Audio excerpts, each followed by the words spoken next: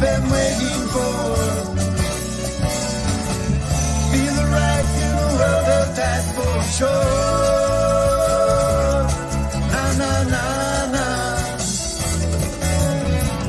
Got to get that feeling.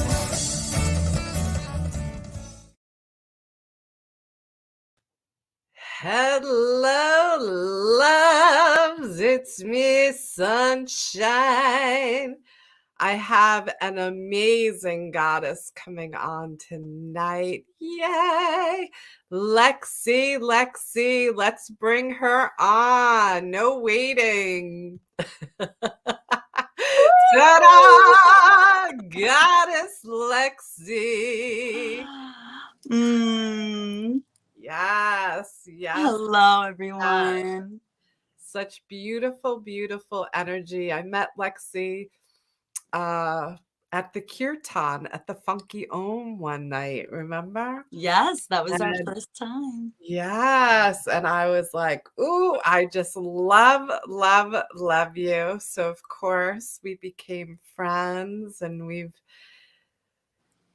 facilitated a couple of things together, and I was at your house a couple of times. So beautiful energy, beautiful journey. And now I'm going to Thailand. Ooh, right? right. Lexi and her man Davy Joe, who was on the podcast prior, mentioned Thailand, that they're holding a beautiful retreat. Tell us about the retreat now that I'm saying it out loud. Yes. Well, first, I just want to thank you for having me. It's such an honor to be on the Ripple Connection. I loved the little opening. I was like dancing backstage, getting ready to come on. It was like such a cool experience. I'm so happy to be here. Thank you. Thank you. So Thailand is going to be epic. I've actually never been. Davy Joe has gone maybe 4 times now. So like my place is Costa Rica. I've traveled there many times alone. I've done some solo backpacking trips through Costa Rica that have completely like shifted my life in a positive way. So I got to bring Davy Joe there the past 2 years, and we spent the winters there. So now it's a really cool switch. I get to go see the space or the country that is most close to his heart and host a retreat there. So it's going to be my first time. It's going to be at a beautiful eco resort village with animals walking around, beautiful huts that are homemade and painted. And we're going to have like a really nice balance. We're calling it the Earth, Moon, and Sun retreat because I represent the earth, Davy Joe represents the sun, and together we are the moon. And the reason why we say that is because I'm really into earth medicines as well as like movement and plant medicine and herbalism and embodiment and these things. And then Davy Joe is all about like yogic philosophy and really connecting with the true self. So we're kind of blending our medicines together during this retreat, as well as going on different excursions and seeing temples and caves and going on hikes and waterfalls. So it'll be like a deep dive into living a spiritual life in a really playful way. Yes. So yeah, really looking forward to this. It's 8 nights, 9 days. Yeah. And so happy to have you with us. Yeah. It's going to be amazing. As soon as you said Thailand, I was like, what? You know, because I knew it's on my list. So tell us, beautiful goddess Lexi, what was your journey to this beautiful spiritual life that you have? I know you mentioned, you know, addiction struggles. Tell us about that. Good question. Your message. Please let us know your journey so we can help others. The ripples. Yes, thank you for asking. I really love to share my story and how I've got to where I am today. And I might cry. I also like, I love emotions. I love to cry. So Me if I too. feel like crying, I'm going to let it come. Vulnerability Just letting is you all know now. beautiful. Yeah. So where to begin? Growing up, I held a lot of hate toward myself, a lot of shame toward myself. And I pretty much became addicted to alcohol at like first sip, but didn't fully engage in that life until like 13 years old. So I was very young. Right. And there was many moments where I got in trouble with my parents and got grounded for life and had to go to church every day, and really got like forced into this other life, which made me rebel even more so, I felt, because I felt like I couldn't fully be myself in the church, although I always had a deep connection to God. But something didn't feel right in the church that I was in, because I was like, I don't feel like God's a man in the sky. I just don't connect with this one type of God. Right. This is the only way, but I felt an undeniable presence. So anyways, I went to college. It was a hippie school called Eckerd College. Yeah. And that was the first time I felt like I am with my people here. We like didn't have to wear shoes to class.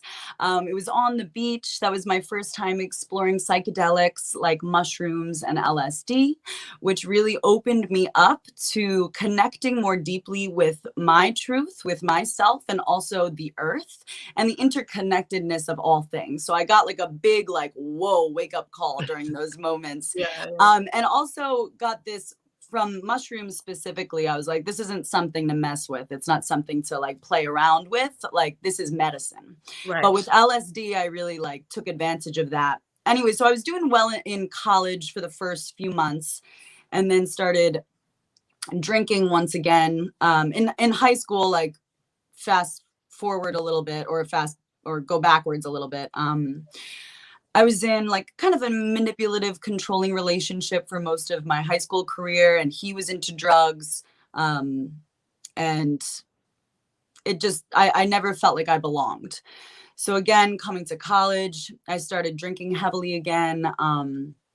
I started drugging. I started really having fun, like exploring all the different drugs, Right. and really doing so in a playful way. And just like an explorative way. And then at the end of that first year, my new boyfriend in college, he cheated on me with one of my best friends at the time. I like heard them having sex, and that just like tore me up inside, but I didn't know how to deal with that. I wanted to be okay with it. I was such a people pleaser at that time. Right, So right. I wanted to just be, it's fine. I love you guys. Do whatever you want. Ah, la, la, la, la. And I completely suppressed it and started drinking more heavily. And then one night I was headed to Tampa to do an amateur night at like a stripping club and win like $500 so I could go to this hippie festival that I wanted to go to. So I was like, yeah, this is a great idea. So my friends and I are drinking tequila on our way there. And I get there, I'm like 18 or 17. I think I'm 18 at the time. So they didn't let my friends in, and they didn't let me drink during. And I didn't know what I was doing on the pole, I'm like, woo, I got up there, I'm wearing no like shoes, I'm barefoot, and they're just like, pretty much like, get off the stage, Yeah. So on my way home, we end up getting into like a really awful car accident. And this car accident like changed my life. So I'm so grateful for it, because it made me see myself. I was driving drunk, and we swerved and we flipped 3 times. Wow. And the car was completely demolished. Like, we absolutely should have died, but we were all decently okay. I broke my hand. My friend who was next to me wasn't even buckled in. She was completely fine. Wow. And then our other friend in the back, he got it the worst. And I don't want to like trigger anyone, so I won't give specifics, but it was really terrifying. and traumatic to see him in that way and know that I caused that. But Mm. again, I did the same thing that I did when my previous partner cheated on me, and I just stuffed it all down and I suppressed all of that, and I started drinking and drugging even heavier now, and I started getting into ketamine. So I'm drinking and I'm doing ketamine and I'm just suppressing everything that I had just caused. It was like What is so painful for me. ketamine? What is ketamine? Ketamine is horse tranquilizer. Oh, wow. Yeah, so it's a very intense man-made drug, and they actually are using it now in clinical sessions and are finding some benefit to it. But because of my experience with it, I do not use it at all anymore. I only use plant-based medicines. Right. But they have been finding some benefit to it. I don't know too much about the benefits that they're finding now, but yeah, horse tranquilizer, it's a very intense drug. Yeah. And I started doing that and got somewhat addicted to that. And that's like the beginning of when things got really bad. Yeah. So I always had this pull inside me toward addiction. I have family members who are addicts, but this really just like pushed me over. I didn't know how to deal with what was within me, and I wasn't willing to. I wasn't willing to look at myself. And so I just kept on denying, suppressing, and using drugs to distract myself and numb myself. Yes. And at first I thought it was making me happy and I was doing it for joy and pleasure. But what I've found is that when you numb the bad stuff, you eventually are going to numb the good stuff too, and you just become completely numb. Yeah. So I went home that summer, and I was at home and I was drinking a lot, and I was aware that something wasn't right. Right. I was always a very joyful girl. And I was just completely numb and depressed, and I talked to my mother and I was like, I don't know what's going on, but I need to do something, you know, I'm not myself. And so I went to therapy, and that supported me for a little while. Anyways, I could go on and on about the story, but let me see how I can kind of wrap it up. So I went to we got plenty of time, love. Okay. So I went to rehab, which actually I was excited to go. I was always open for a new adventure, right? So to me, like, rehab is a new adventure. Maybe I'll meet some cute people, like learn some new things. I was really open to the experience, and I had a wonderful experience, but my intention wasn't really to get sober. It was like, let's have an adventure, you know? Right. So I went with that intent, and I got sober for the 21 days that I was there. And then I decided to go to a woman's sober house in Connecticut afterwards. And I went with some of the women in rehab. That lasted about like 3 months. And then we ended up leaving together and getting an apartment, actually with a bunch of beautiful men who just came from India. They were studying in Connecticut, and they taught me their dances. They cooked me the best food. They were just incredible beings. And I was very grateful to have lived with them. But my friends who I left the sober house with, because I remained sober, but my friends who I left with behind my back were using heroin and overdosed in my room. And they were fine. But this was like another big eye opener to me. I'm like, I got to get out of here. So I ended up leaving and going back to Florida, where this all happened. And that was just a mess. Kind of like, anyways, I'm noticing these cycles, right? These cycles continue to happen when I'm not choosing to really honestly look at myself. So this was a theme. I'm not growing into who I want to be because I'm addicted to these patterns and habits that are holding me back. And until I choose to look at myself honestly and choose a new way of being and commit to that, I'm going to continue to repeat the same cycles over and over and over again. Yeah. And so, you know, this was my journey, like on and off and on and off. And wanting something more, knowing there was something more. I did my first yoga teacher training when I was a senior in high school with my Wow. mom and my stepdad. Oh, I love And that that. was a beautiful 9-month journey. And I connected so deeply with it, but there was still this pull, you know? Yeah. And so I continued on and off, and I studied yoga and went to California and studied there on my own. And then I went to Costa Rica and studied again yoga on my own. That was my first time traveling out of the country on my own. And I think that was the first moment that like I chose to get honest with myself and choose a new pattern. Right. Even though there was still that like residue of the old pattern, I felt a shift Right. during that. I felt my power. I felt my purpose. And I had a little bit of direction at that point. So to sum up how I got to where I am now, finally, I started studying traditional Chinese medicine in New York City, and I wasn't drugging anymore, but I was drinking, and I was kind of denying the issue that was there because I was very controlled. But I was drinking every day, but I was, you know, in control, and it wasn't a big deal. Everybody else was doing it. All these excuses, Right. to make it okay, you know, and it didn't seem like a problem on the outside. And then the pandemic hit. And my classes went online and my job got slower and I was alone with myself, you know, and I started drinking during the day again. I started drinking off, like just, it was more and more, progressively more.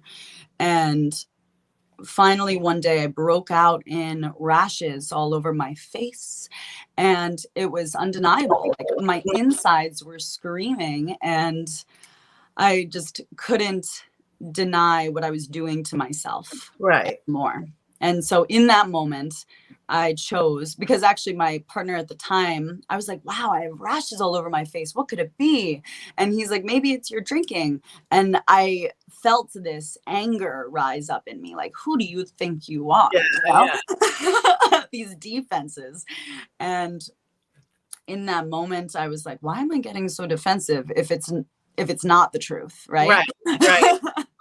So that was my moment where I got honest, brutally honest with myself, and decided that I would try once again not to drink, because over time I had tried many times not to drink and I would last a few days. It really never lasted more than a few days. And so I was scared. I was scared that I would fail again. And that's really what was keeping me from not trying. I was afraid that I would fail and disappoint myself again. And I was also, I remember like something that was playing out in my head every time I tried to quit was this thought of like, what about on my wedding day? I'm gonna, like, thinking so far out in the future of like, how am I gonna not drink on this special day, you know? And which would cause me to not be able to just live in this moment and choose not to drink right now. So I decided to shift the way that I was perceiving sobriety and let that whole future thing go and literally take one step at a time, one day at a time. And I did get a sponsor immediately. And that was supportive for some time, but I also felt limited. But one of my greatest support systems was psilocybin, microdosing psilocybin mushrooms, and doing this consistently over a span of, it was probably like 7 months. I did this consistently. I gave up drinking, but I was still taking pharmaceuticals. I was very addicted to Adderall. And I tricked my doctor into prescribing me Adderall. I was never prescribed it. And so that was almost even more difficult than alcohol to let go of. And that I let go of, I believe, 3 months after the alcohol. So I started working with the psilocybin at this time, and the psilocybin started speaking to me very clearly and gave me some big signs and clear guidance of who I truly am. Like I saw this vision of who I truly am when using psilocybin one time. So And explain what psilocybin is. Sure. So psilocybin is psychoactive mushrooms, more magic mushrooms or shrooms. Some of you may have heard that before. And when taking a microdose, it's a extremely low dose. So anywhere from like 0.05 to zero point 0.2 is what Paul Stamets would consider. And Paul Stamets is like the guru of mushrooms. You can look him up and learn a lot from him. But I did a lot of research before diving into this at this time. And so I learned a lot so that I could really do it in an intentional way and do it the right way. I didn't want to like just mess around and again kind of like feed my addiction. No, I wanted to do this in a very intentional way. And so Paul Stamets says that the 0.05 to 0.2 is what's considered a microdose. And there's something called the Paul Stamets stack, which is the psilocybin, the magic mushroom, that small amount, with lion's mane, which is another mushroom that is not psychoactive, but it does activate neurogenesis, which the mushrooms do as well. And so they work together to support the brain. And then the third thing is niacin, which is a vasodilator. It opens up the blood vessels and allows the medicines to better do their work on the body and the brain. Okay. And so, so this is what I was doing, except rather than taking niacin, because niacin can cause rashing and heat and sweats, I wanted to find a little bit more of like a gentle approach. And I work closely with Cacao Medicina, which is mother medicine, heart opener. And she is also a vasodilator. So she does the same thing that niacin does in a more gentle way. So I started making these little truffles, and they had all of the things in them with the cacao. And microdosing has been shown to support anxiety, depression, ADHD, PTSD, addiction. And so I felt called to give it a shot. And what it does is activate neurogenesis in the brain, meaning that it creates new synapses and new neurons. So it allows us to rewire the brain. So like I spoke about earlier, we're kind of addicted to patterns, habits, and cycles, and we continue to repeat them. We almost are like living on autopilot, and we don't really know that we have another choice. We think we're choosing, but really we're just choosing the same things that we always do. We're stuck in a pattern. And so what this medicine does is allow us to kind of wake up and see ourselves and get honest and do some shadow work so that we can begin to consciously choose the life that we want to create rather than being like a puppet on a string. Right. And so doing this consistently is key when you're doing the microdose way, which I'm speaking about, which I did a combination of both. So I started with the microdosing, and so again, I felt clear guidance. I had this beautiful moment. This was actually a little bit of a heavier dose, a little ceremony that I had for myself. Okay. It was probably like 0.8 to 1 gram. I didn't really know how much it was because it was a chocolate that a random angel person gave to me one day as a gift. Never saw them again in my life, and my friend and I was about 2 months sober at this point from alcohol. And I took this in a ceremonial way with a good friend of mine who just moved into my apartment during the pandemic. And we decided to have a rooftop ceremony. And I felt like I was giving birth to myself and dying at the same time. And I felt like my ancestors came down and showed me who I am supposed to be.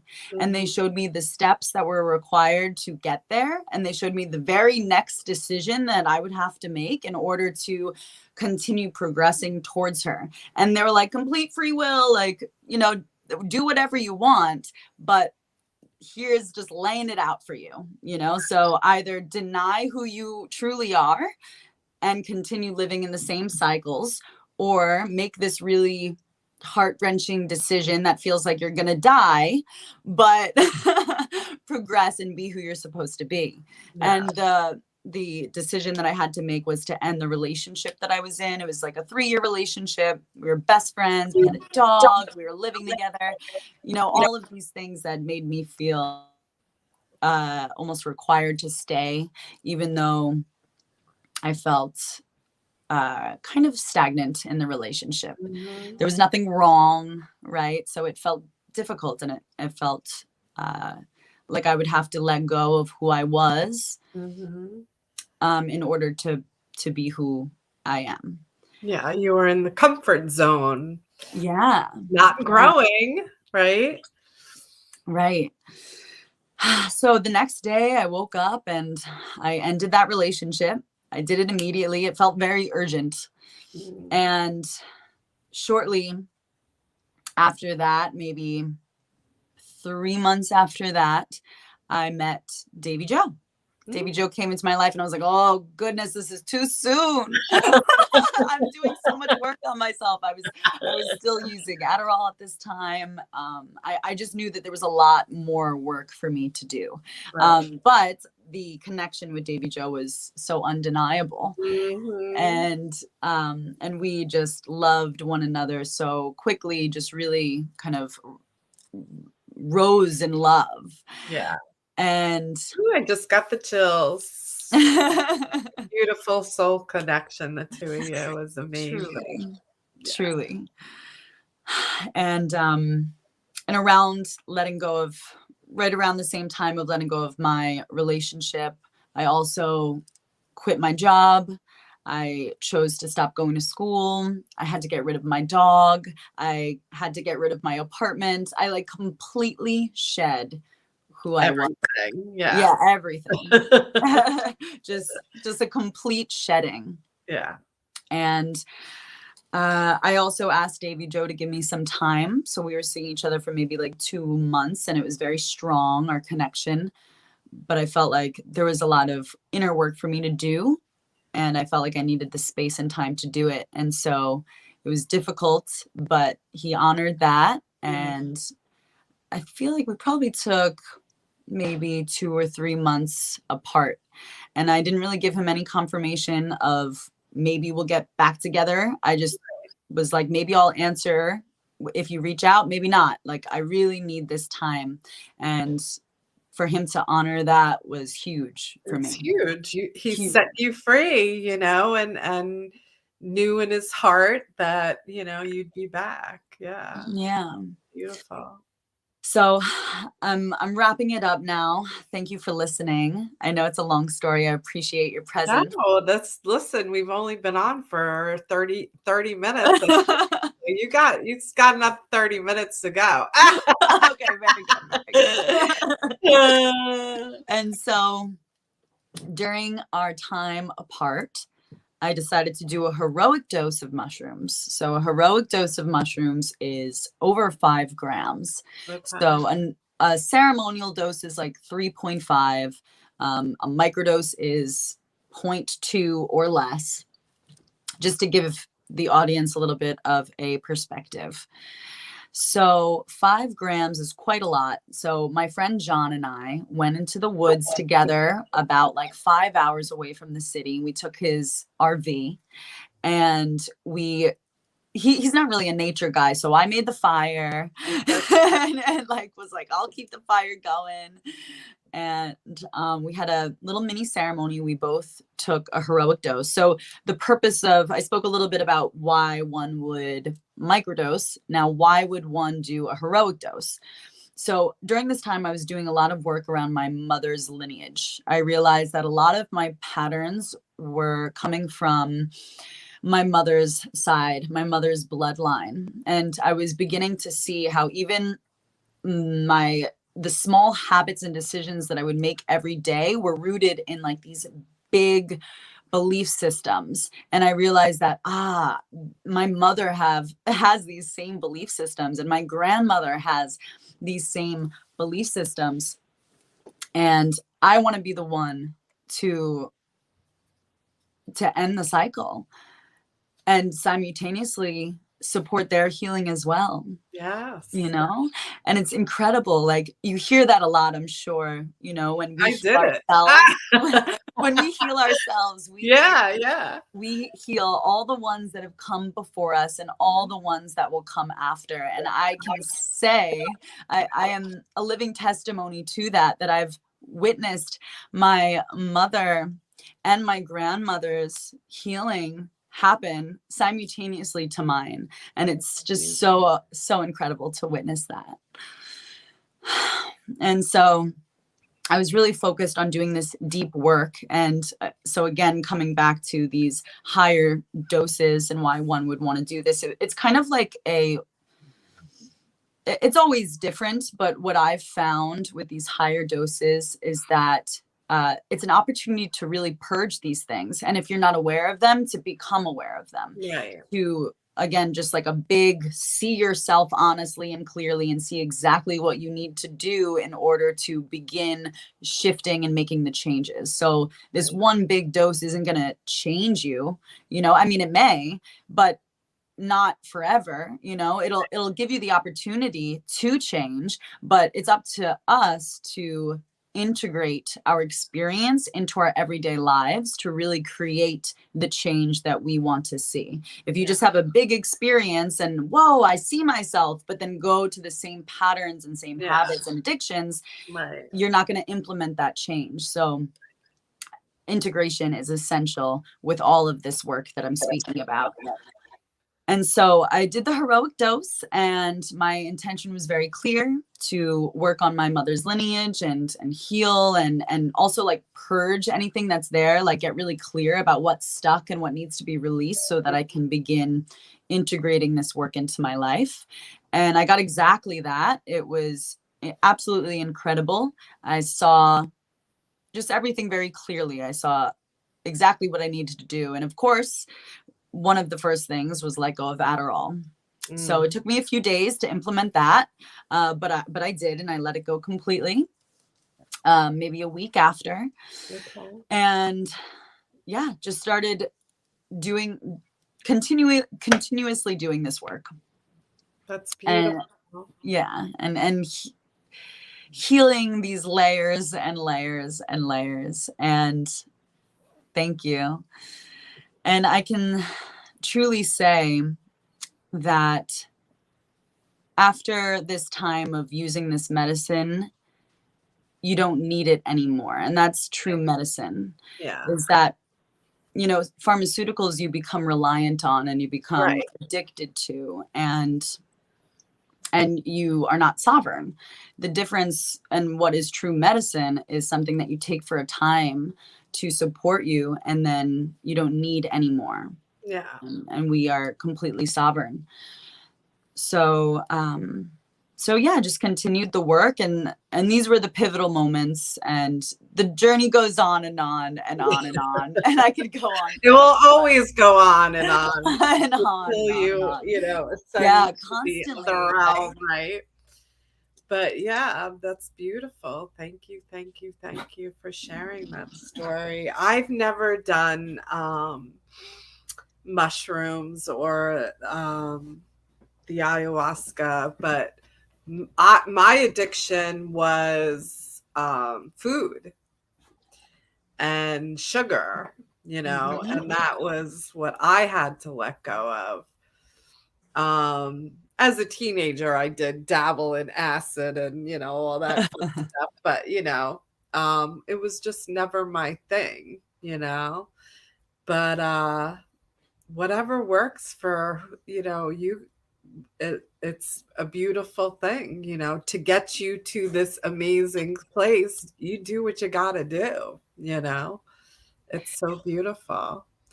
Yeah. And it's definitely not necessary, you know, and it's definitely not for everyone either. But yeah, I found it to be such an important part of my journey, and I'm very grateful for this earth medicine, and to be able to use it in this intentional way with respect and reverence. It really makes a difference when you offer the earth gratitude, when you pray to your medicine, when you sing to your medicine. Yeah. And just really understanding where it comes from, and those who, you know, walked before us and carved out the path so that we could live the lives and have access to this medicine. And it just Yeah. goes so far beyond us, you know, and so Yeah. we have It's the such a opportunity to use beautiful these thing. medicines. I mean, I'm not opposed to it. You know, I might have to try some in Thailand. With no pressure at all. So funny. But I had told you I had sugar the other day, and I was a wild woman riding a bicycle around a building. So I don't know what a mushroom, a microdose would do for me. Yeah, some people are so like energetically turned on already, which I Yeah. feel you are. So energetically just tapped in all the time, you know? So I do find that for some, the medicine can be very potent in such small Yeah. doses. Yeah. Yeah. And even the cacao, explain the cacao. Ooh, cacao. Cacao is one Yeah. of the first plant medicines that I started working with. And cacao grows in warm climates, and it is the raw form of chocolate. And so we all know chocolate. Usually we know it as very sweet and sugary, but cacao is so bitter. It's known as like the most bitter food in the world. And it has so many beautiful medicinal and spiritual properties to it. And so it releases serotonin and dopamine. It supports energy and heart opening. It's known as the mother in indigenous cultures because of its gentle yet fierce heart opening medicine. And so, yeah, they also see her as like a spirit. They see her as the mother spirit. So you can connect with all of these plant medicines without even ingesting them. Yeah. So cacao is a beautiful medicine for the heart. So if you're feeling disconnected from your heart space, or any fear around allowing yourself to fully surrender to love or open up to love, then cacao is a beautiful, gentle medicine for that. It is.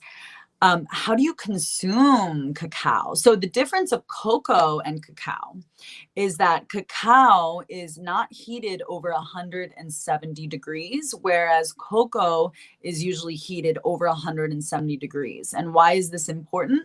Because the medicinal constituents of the cacao will be burned off if you heat it over 170 degrees. So how you would consume it, I recommend ceremonial grade cacao. It makes a difference. It's grown with love, intention, and respect, like I was speaking about. They sing and pray to their trees as they're growing. And then the cacao is actually a beautiful pod about the size of a football. And inside there's 40 to 60 little fruits. They're white, and you can suck off the fruit, and the seed is the cacao. And then they go through the fermentation process and the processing with, again, love and intention, and even the packaging and everything like that until it gets into our hands. And so you can feel the difference of ceremonial cacao and cacao that you would get at like a grocery store or something. So if you're interested in cacao, you can message me personally. I have some beautiful cacao from Ecuador. So then it comes in this paste, and you would chop it up. I like to chop it up very thinly. And I do like you can do whatever you'd like, really. It's a very intuitive process. You can make a drink out of it, but I'll tell you how I make my drink and my recipe. I also have a cacao ebook, a free ebook on my website. So I didn't know yeah, that. yeah. And it teaches Wow. all about cacao. So you can download that off my website, leximucci.com. Yeah. And let's see. So thinly sliced, half water, half oat milk ratio. And then I add the cacao in and I let it melt. And again, you don't want it to boil. You want it under 170 degrees.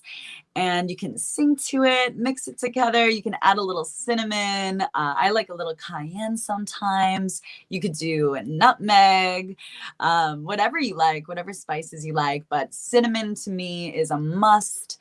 And let's see. And I love doing the oat milk because it creates like a really nice kind of like smoothness to the cacao. I was gonna Yeah. say smooth. And Yeah. then the song that you can sing, I'll teach it to you all. Awesome. Yay. So this song I learned in Costa Rica from the woman that I ended up training and learning everything that I know about cacao, Sina Maria. Thank you, Sina Maria. Shout out to you. You're incredible and I love you. Thank you for teaching me. And she taught me this song. So it goes, Cacaocita la medicina, Cacaocita la ri. Cura, cura, cuerpecito. Cura, cura, la ri. Limpia, limpia, la espiritu. Limpia, limpia, la ri. So you can sing this to your medicine, and it means Cacaocita, cacao medicine, please cure my body and clean my spirit. Yes, I love it. That was Little love song. gorgeous. Yeah. You know, I love the singing, baby. And she's doing offering this Friday night, right? This Friday. This Friday at Free Spirit Yoga. Yes, it's called Free Spirits Yoga in Patchogue. And we're doing a cacao circle with rebirthing breath work. And rebirthing breath work is also incredibly transformational. Yeah. Yeah. So with Hardy, our friend Hardy. Yep. And my beautiful partner, Davy Joe, will be offering the tunes, the music, and bringing it all out for us. Are you going to be there this Friday? I'm actually not this time because I didn't know until he told me Sunday. And I was like, I have an event at my house Friday. And I have like 15 people signed up already for it. Yeah. Beautiful. Well, blessings to your event, and we will all be together in spirit. Yeah. I'll be sending purple love from over here, you know. But I was like, you froze for a second. Oh, I'll be sending the purple love from over here. Good. I don't know if she's frozen for everybody else or if it's just me. But you can keep talking. Am I there? Oh no. Let me see if I can there you are. Oh, good. I was just going to message you and say, just keep talking. Okay. I wasn't sure if I was on screen or not, but that's exactly what I was going to do. So what else do you do? I know you have a lot of goddesses also, right? Yeah. So I do a lot of work with women. One thing that I've been really tapping into is vocal activation. So one of my biggest fears was actually singing. So that's why I do it all the time now. That was a big message that I received during my healing, empowering journey, is to really lean into my fears. Whatever I'm fearful of, lean into that and do that. So anytime a fear would arise and I knew it was good for me, I would be like, this is an opportunity for me to grow. So singing was a huge one for me. And my relationship with Davy Joe really supported that because he's an incredible musician and singer. So he started introducing me to mantras, and mantras are beautiful. They're medicine. Their frequency is medicine. They truly are, and they come to life when you sing them, and they're medicine. And so I remember the first one I sang out loud, And this one was for conquering demons. Okay. Each mantra, or most mantras, have a story around them. And so this one was about like killing this like 8-headed serpent demon. And what it represented was demons within our own self. And so in this moment, I was kind of conquering this inner demon of fearing my voice and singing out loud. And singing out loud is one thing, but I also found that I was so afraid of speaking my truth, of communicating my boundaries, of saying no, and just like being seen and heard in spaces and holding space. That was one of my biggest fears as well. So I'm doing all these things now that I was so fearful of. And I realized everything that I was fearful of was my purpose. And so vocal activation is really something that I've been implementing into my women's work and teaching about the throat womb connection. Because the throat and the womb are intrinsically, energetically, and physiologically connected. And so I teach about this and how we can empower both of these spaces so that we can align with our purpose and our power and speak our truth. So yeah, when we heal our throat, we are also healing our womb. And the womb is connected to our power center, our purpose, our creativity, and we hold a lot of wounds here. We hold a lot of ancestral wounds here. And so doing this work is very empowering, very liberating, and has been so rewarding. And it's just like one of the greatest honors to do this work with women. So that's one of the things, is movement and vocal activation, herbalism for women, and also just altogether I have a business called Intrinsic Alchemy, and I have a few beautiful products, and you can check those out on my website as well. But I love to speak with them. What are they? Yeah. So a few of my favorites, I have a microdose elixir. So that is a cacao base. It has microdoses. It's like a month's worth of, 1 to 2 months worth, depending on your dose. You can kind of choose your dose, because I give a spoon, so you can create your own dose. It also comes with a consultation, so you can go about it in a good way, in an intentional way, and we create you a personalized protocol for whatever your intention is, like why are you doing this, and then we can create something that will support you. And that's blended with lion's mane and cordyceps and maca and mucuna and moringa and ashwagandha and rhodiola and carob. And so this is like a yummy, delicious cacao blend, super blend, that supports energy, vitality, heart health, brain health. And it's definitely like my best seller. And I can do it without the microdose as well. And it supports brain health and heart health.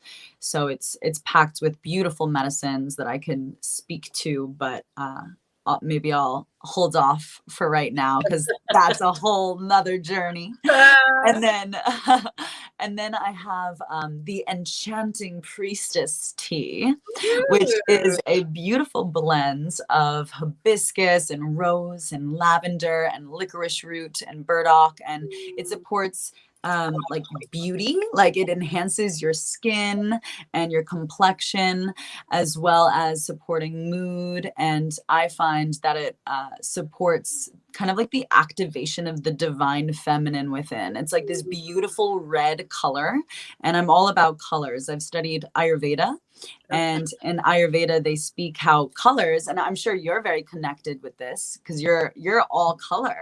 I'm very colorful.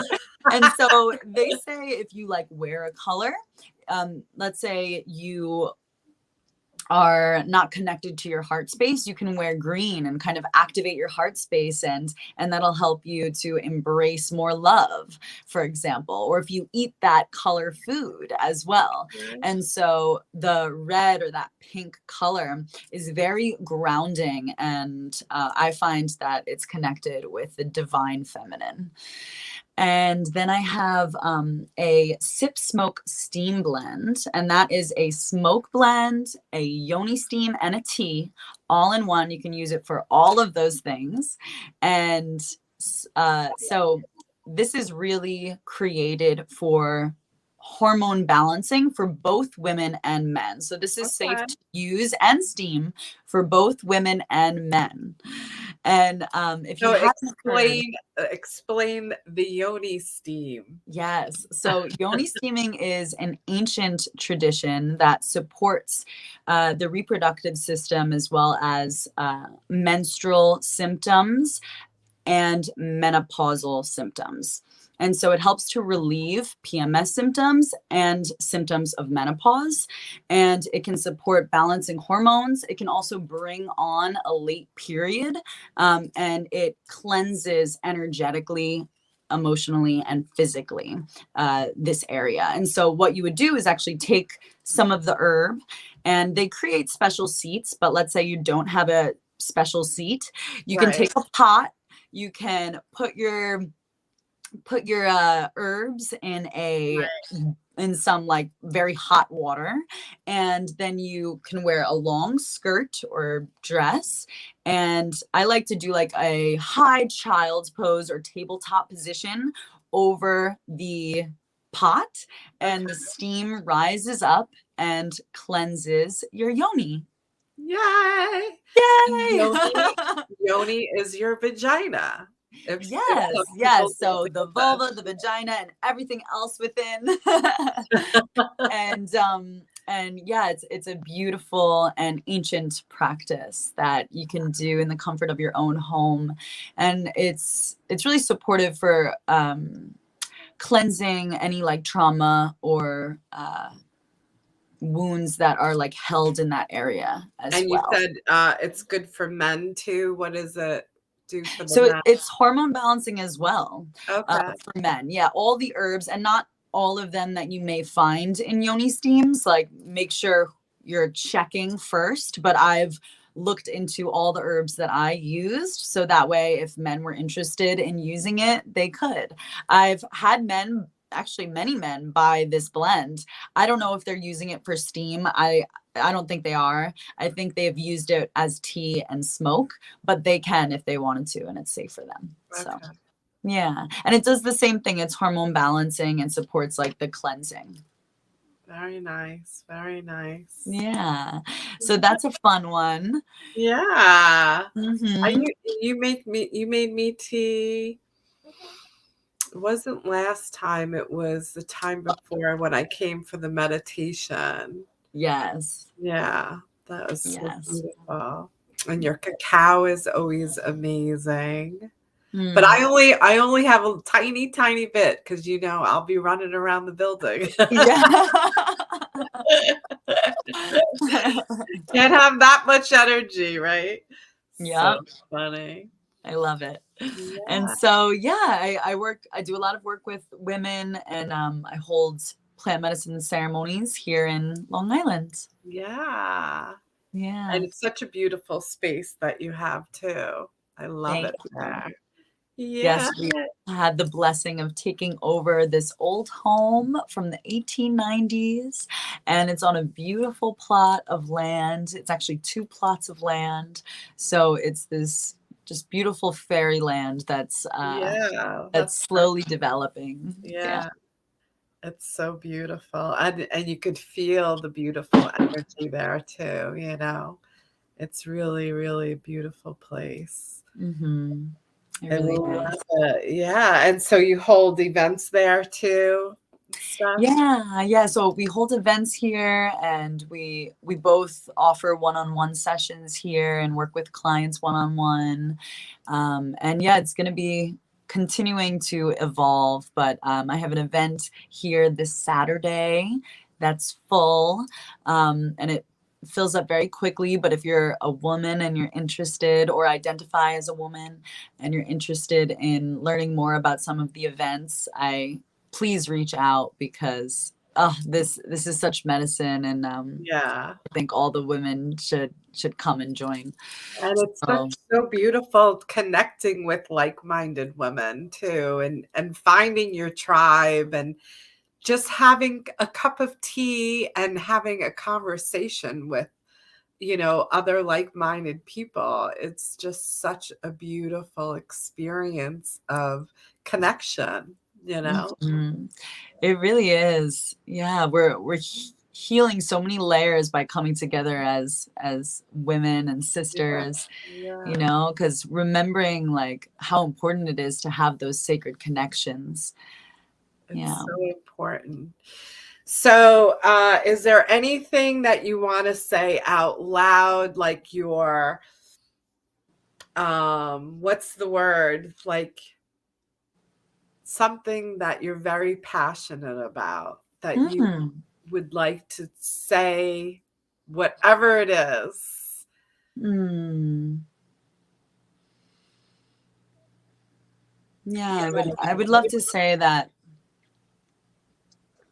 Mm.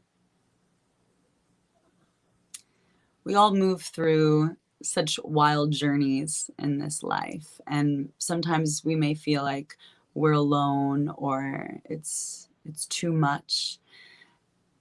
And when we allow ourselves to slow down and allow everything that is to be, and allow ourselves to truly tune into our heart space and feel everything that's there, feel it all, like not deny any of it, and allow ourselves to fully be ourselves and love all that we are in this moment. It's an incredible thing that happens when we choose to love ourselves, because when we love ourselves, we can offer that to each one we come in contact with. And so wherever you may be in life, no matter what you're going through, maybe just take this moment now to touch your heart and take a few moments, a few breaths in, and exhale, sigh it out.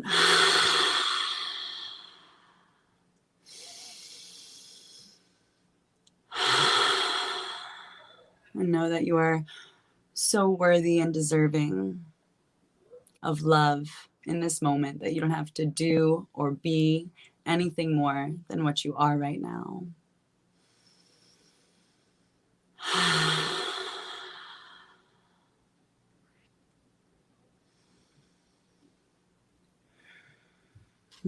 Thank you. So beautiful. Thank Mm. you so much for sharing your beautiful, authentic self with this beautiful, authentic audience and me. I am forever grateful to you, and I just Mm. love you so much. And I am so blessed to be on this journey with you, right? Together, doing so many beautiful things. And I am so grateful for you.